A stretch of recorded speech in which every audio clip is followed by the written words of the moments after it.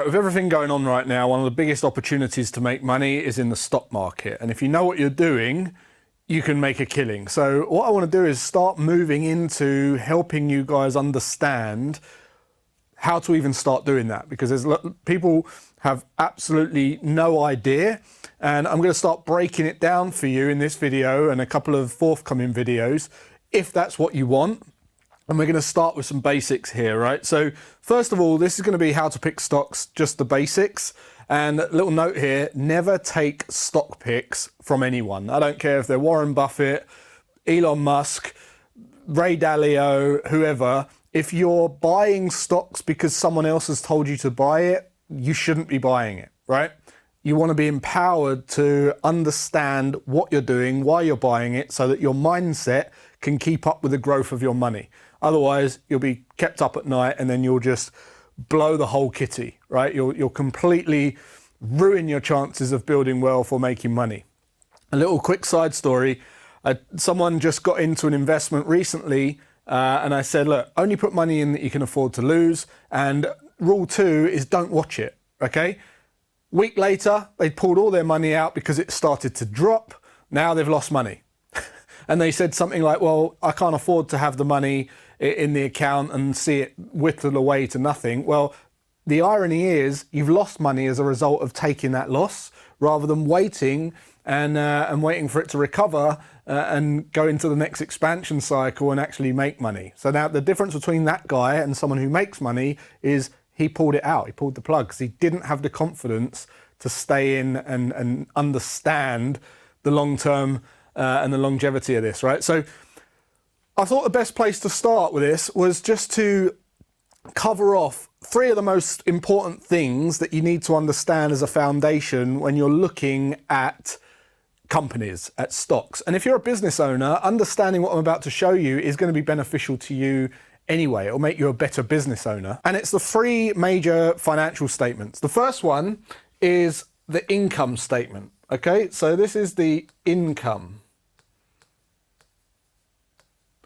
This is the income statement. And all you want to think about the income statement as is your incoming money and your outgoings. So imagine in your personal account, you get paid every month. That's your income.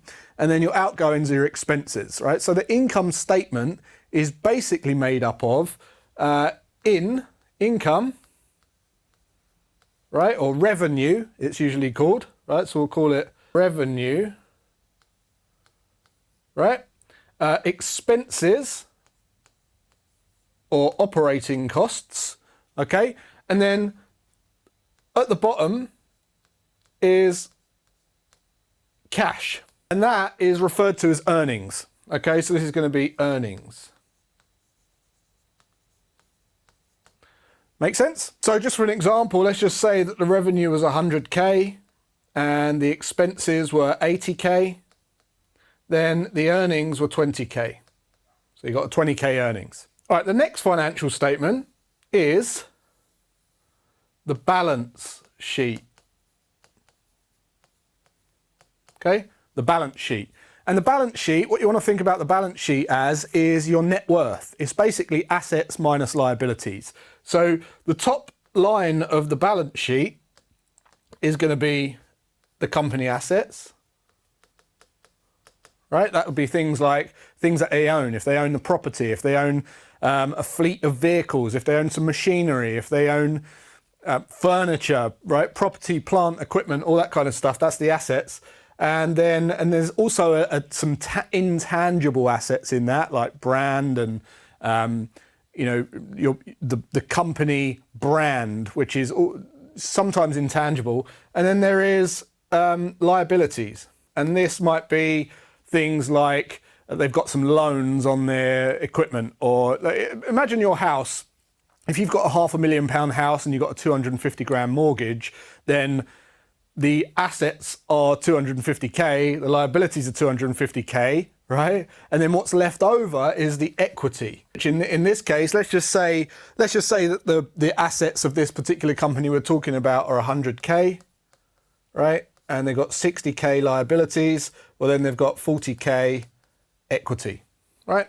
That's the equity. And a lot of That's book value a lot of the time. So a lot of accountants will look at that and go, well, that's basically what the company's worth because that's what we've got on paper. That's what they're good for, if you like. The third financial statement is going to be the cash flow, right? This is called a cash flow statement. Cash flow statement. And what this is it gives you information on how the company uses the cash that it's generated from the revenue minus the expenses. So the first line on here is what they call operating activity, right?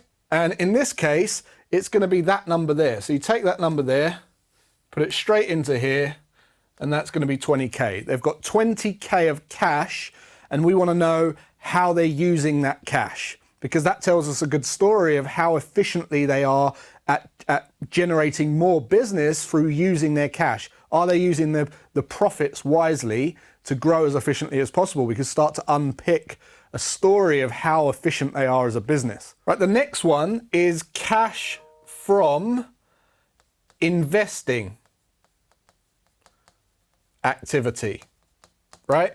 And what that means is sometimes that'll be a negative number. You might find like a negative 2K or a negative 4K or something like that. And that's fine because that's not always going to be a positive number. In fact, if they're investing, it means that they're increasing their assets, right? Which means this number will go down. Same for the next one, which is cash from financing activity, right? Where they're financing. And again, this may be a negative number. Let's just say in this case 4K, because sometimes they're investing, which means they're increasing their assets. They're paying down their debts or their loans, right? Which means they've got a reduced figure on their financing activity, which means they're reducing their assets. So they're reducing their liabilities. So they're increasing their assets, reducing their liabilities. And that is good common financial decision making, right? And then finally, the net change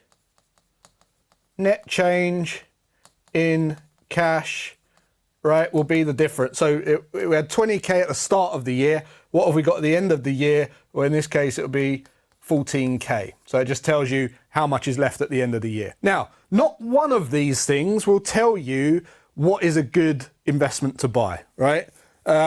It's a number of these things that helps you to see the story, because up until now, I don't know about you guys, but you probably see some stocks and you go, oh, okay, Apple, right? This is Apple and they're 300 a share, right?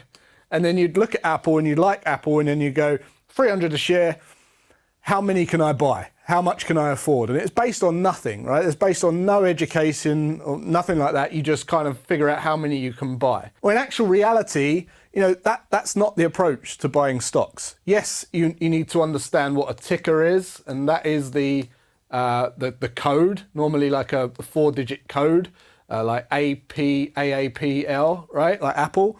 And then they'll have a share price, which might be $500, right? But then there's also market cap, right? And the market cap is basically the number of shares outstanding. Oh, running out of room, multiplied by the share price. And that will give you a market cap value. And that's information that at a glance, you can kind of see who the market leaders, how big a company is compared to other companies just quickly at a glance, right? But that's what it means. Anyway, back to the financial statements. Now you understand this. There's some key terminology that you need to understand to take it to that level of identifying and picking a great stock, right? And I'll share those with you right now. So the first one is earnings per share. The second one is book value per share. The next one's price to earnings ratio, or PE, which you might have heard of. Then you've got price to book ratio, which you also might have heard of. Then you've got earnings yield. And finally, ROE, which is return on equity. Now, you have to understand how to calculate these things based on just this information. There's nothing else you need to know to calculate these. And once you know these, then you can identify a very, very good investment opportunity in the stock market quite quickly. So this is part one. I want you guys to let me know if you like this. If you're enjoying this and you want to go to part two and you want to learn more about this, then let me know in the comments. Type investing part two into the comments and I will go through how to calculate each of these, and we'll go to stage two. And then after that, I'll go to stage three where we go in and we pick stocks. See you in the next one.